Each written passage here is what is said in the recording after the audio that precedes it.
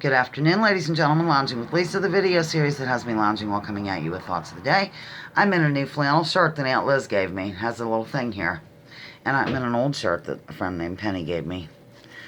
At any rate, I live for it, I love it, and I thought I'd drop in and tell you a couple things. I'm going to tell you some stuff, I'm going to show you some stuff. It's show and tell. Let me go ahead and name the loungers that arrived at the live gig yesterday, and then we will, I'll move on to other things. I'm going to have to pause because I want to read a quote from Henry Kissinger, yes, of all people, and I forgot to print it out first, so therefore I will be doing that. That was a little kiss I was blowing you. I'm kidding, there was like cat hair on my phone. I know it's odd. I think there's a candle going back there, yeah. F417H, first in the lounge.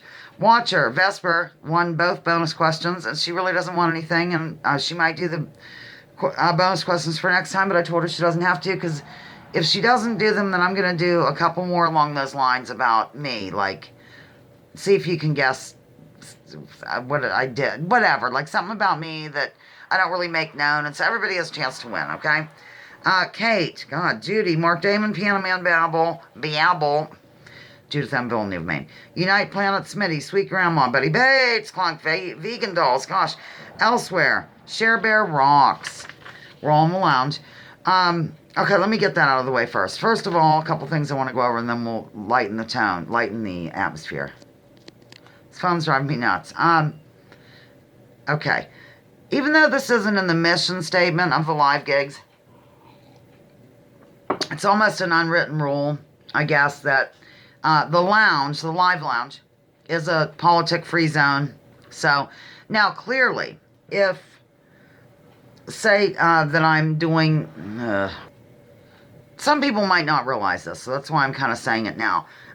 Clearly, if one of the trivia questions is related to politics or a figure, a political figure from our past or future or whatever, that's fine. And when I go on break, if say, Watcher asks, oh, did you see the, something, I just can't even think of anything. Did you happen to see the Ralph Nader interview on something or whatever? That's fine, but it's just not a place to promote candidates or go on about how hideous one side is and all that, because as you know, they are two sides of the same coin, ladies and gentlemen. This fake left-right paradigm must come to an end. I feel it's one of the downfalls of our society is the fake left-right divide, because if you go and talk to somebody one-on-one, you are going to agree on different issues.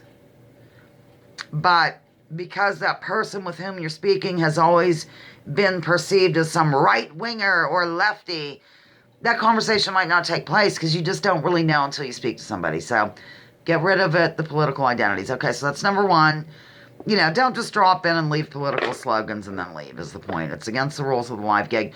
Clearly, when I make a video like right now, I'm sure I'm going to get political comments because I'm talking about it.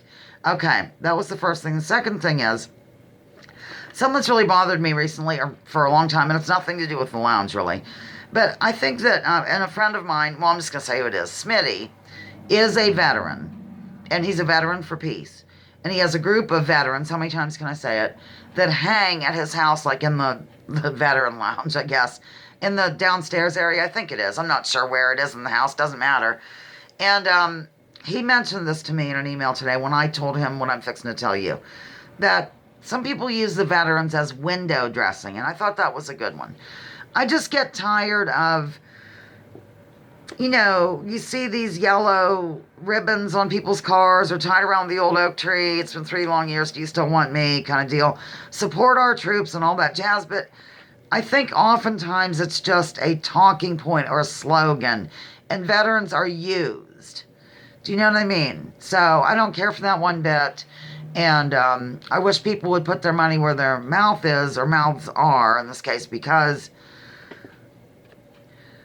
no matter how you feel about the military or the wars, and I'm against everything, I don't like the glorification of the military in any stretch, especially with new generation people joining. I don't understand.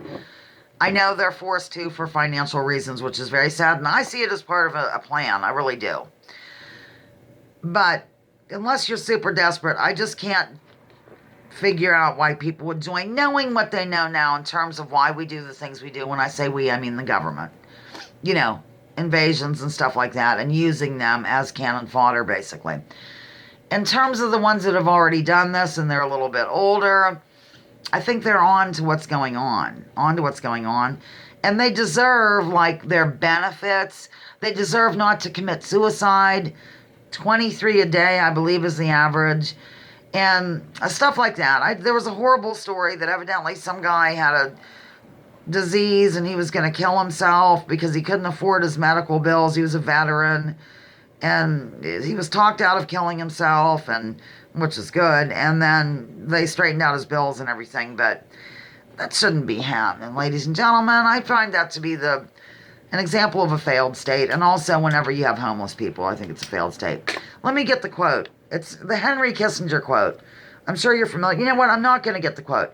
I'll get it after, and I'll put it in the comment section. What Henry Kissinger really thought of the military men. At that time, it was just men, so don't clutch pearls.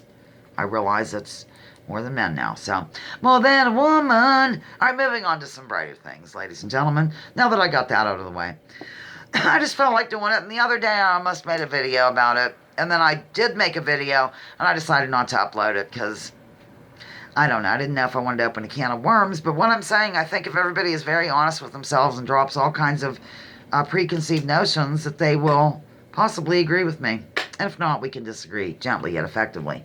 I decided to try something new. And the first time I tried it, it was hilarious. Because I didn't really know what I was doing at all. And so I created this thing, and I think I'm going to call it Venetian Blinds on Venus. In fact, I'll show it to you. Like, I was just kind of farting around and stuff. I mean, look at it. I decided to take masking tape and then do a paint thing in the background and all this crap. And it looks like Venetian blinds have been opened on Venus. I don't even know if Venus looks like this, but seems it to me. So I really wanted to do a stained glass look. Clearly, that did not work out. Liz dared me to show you that. She's not here. I took her home. She left her phone here, so now her nephew has to come get it and take it to her.